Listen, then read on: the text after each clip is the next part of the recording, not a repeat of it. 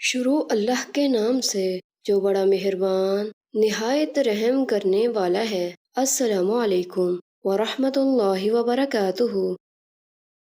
حضرت عائشہ رضی اللہ تعالیٰ عنہ بیان کرتے ہیں، نبی صلی اللہ علیہ وآلہ وسلم نے فرمایا، اپنی کمائی سے کھانا سب سے پاکیزہ کھانا ہے اور تمہاری اولاد بھی تمہاری کمائی میں سے ہے۔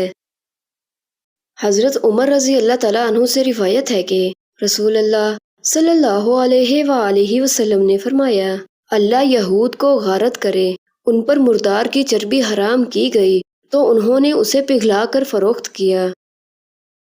حضرت جابر رضی اللہ تعالیٰ عنہ سے روایت ہے کہ انہوں نے فتح مکہ کے سال رسول اللہ صلی اللہ علیہ وآلہ وسلم کو مکہ میں فرماتے ہوئے سنا، بے شک اللہ اور اس کے رسول نے شراب، مردار، خنزیر اور بتوں کی بے کرنے کو حرام قرار دیا ہے۔ عرض کیا گیا، اللہ کے رسول مردار کی چربی کے بارے میں بتائیں، کیونکہ اس کے ذریعے کشتیوں کو روغن کیا جاتا ہے، کھالیں چکنی کی جاتی ہیں اور لوگ اسے چراغوں میں جلا کر روشنی حاصل کرتے ہیں۔ آپ صلی اللہ علیہ وآلہ وسلم نے فرمایا، نہیں، وہ حرام ہے۔ پھر آپ صلی اللہ علیہ وآلہ وسلم نے فرمایا، اللہ یہود کو غارت کرے، کیونکہ اللہ نے جب اس کی چربی حرام قرار دی تو انہوں نے پگھلا کر بیچا اور پھر اس کی قیمت کھائی۔